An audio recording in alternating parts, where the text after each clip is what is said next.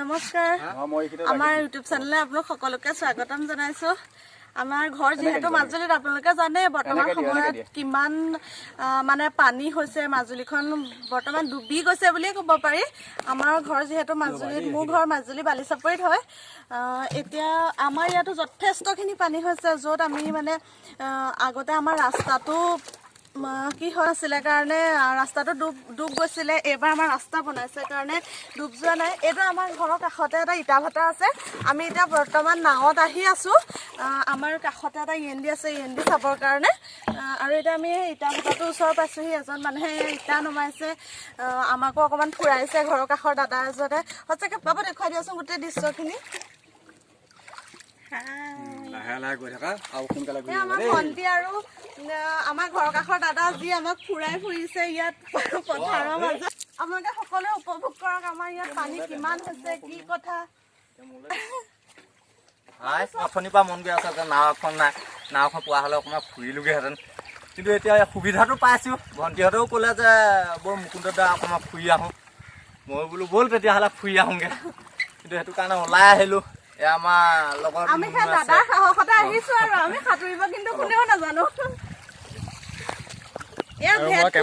আছে চাৰিওফালে মেটেকা, ইটা ভাটাৰ ইটা, কাষত সেইটো ইএনডিটো ডুব যোৱা নাই কাৰণে তাহাঁতি বাইক মটৰ চাইকেল বুলিয়ে কৈ দিছোঁ, চাইকেল সকলো অহা যোৱা কৰি থাকিব পাৰিছে। কিন্তু আমাৰ ঘৰৰ বাৰী সকলোতে কেৱল পানী আৰু পানী। আপোনালোকে উপভোগ কৰিছেনে বাৰু? কিমান ভাল লাগিছে সঁচাকে নাৱত আহি।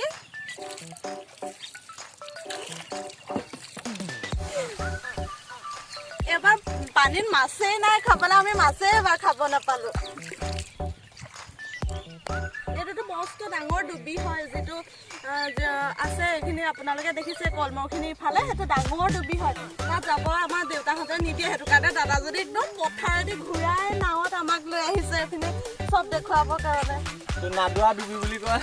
হয়, এই ডুবিটোতো নাদোৱা ডুবি বুলি বিখ্যাত। বালিচাপৰি নাদোৱা ডুবিৰ কাষত আমাৰ ঘৰ বুলিয়ে সকলোৱে জানে। হয়, সৰুৱেলেগি গাঁও।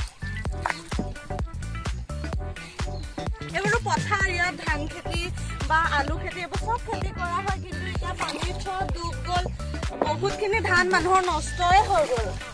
সকলো কাটি শেষ কৰিব নোৱাৰিলে। এইটো বহুত ডাঙৰ এনডি হয়, যিটো এনডিয়েদি গোৱালগাঁও টু কমলাবাৰী ৰোড বা আমাৰ প্ৰসিদ্ধ যিখন আউনীআটী সত্ৰ, সেই আউনীআটী সত্ৰলৈ এই এনডিটোৰে অহা যোৱা কৰিব পাৰি। আৰু এইকণ জেগাৰ পৰা আউনীআটী সত্ৰলৈ বেছি দূৰ নহয়, 3 কিলোমিটাৰ হয় মাত্ৰ। আমি ফূৰ্তি কৰিছোঁ, কিন্তু কিছুমান মানুহে বহুত দুখত দিন কটাইছে, যাৰ নেকি ঘৰত পানী সোমাই গৈছে। ঘৰৰ ভিতৰত এককাল পানীও হৈছে, কিছুমানৰ একেবাৰে ঘৰেই ডুব গৈছে। তেওঁলোকৰ বহুত যন্ত্ৰণাময় জীৱন হয়। সেইখিনি বাৰু পৰিস্থিতি আমাৰ এতিয়ালৈকে হোৱা নাই, তথাপিও তেওঁলোকৰ কাৰণে বহুত বেয়া লাগে। সেইবাৰ সেই ডিঙৰাৰ ওচৰলৈ আমি আহিছোঁ, তাত মাছটো লাগি থাকে। এনেকৈ উঠাই পেলাই চালে তাত মানে মাছটো দেখা পোৱা যায়। আমি নেচাওঁ, যিহেতু আমি চাব ভালদৰে নাজানো। এই ইএনডি পালেহে। আপোনালোকে ইএনডি এইপিনে থকা এখন আমাৰ যিখন মেইন নদী হয়, সেই নদীখন আপোনালোকে চাওক। এই নদীখনৰ পৰাই পানীটো এইফালে যায়। কালি এই গেটখন খুলি দিয়াৰ কাৰণে গোটেই পানীটো এইফালে সোমাবলৈ পালে।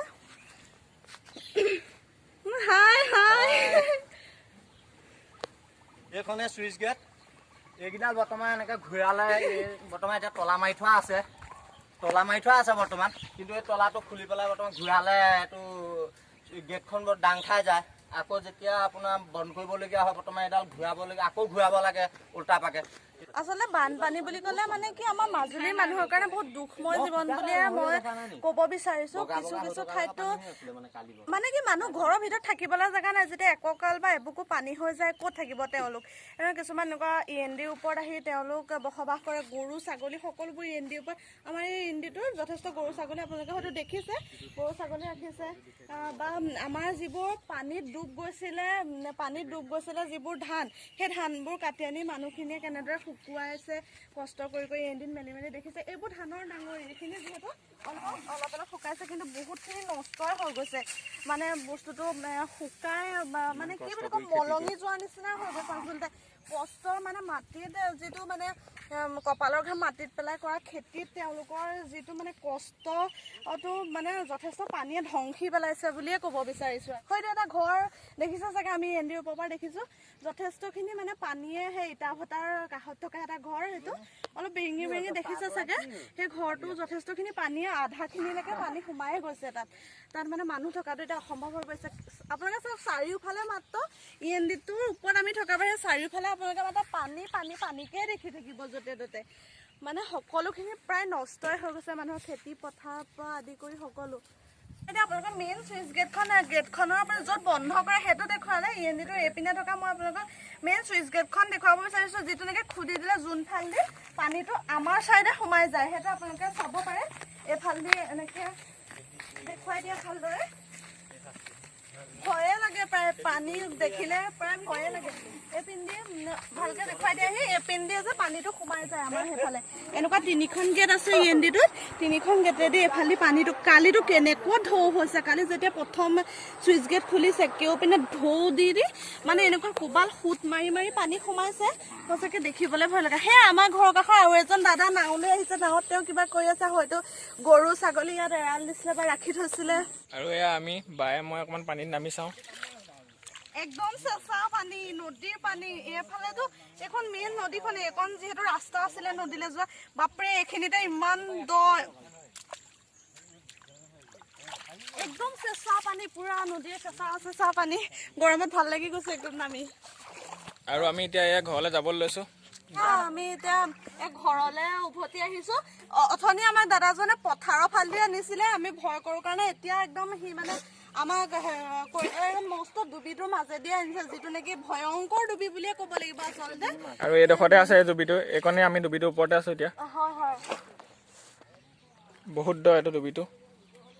এই ডুবিটোৰ পৰা বৰ্তমান এতিয়া আমি পাৰলৈ উঠিম আৰু এই কলমকেইডাল যে দেখিছে বৰ্তমান, এই হাবিকেইডাল, এইকেইটা পাৰ হোৱাৰ লগালগ আমি বৰ্তমান পাৰ পাম। বৰ্তমান বাম জেগা, বৰ্তমান এইটো ডাঙৰ এটা ডুবি, যিটো নেকি খৰালিমহীয়াও 2-3ডাল বাঁহেও ঢুকি নাপায়।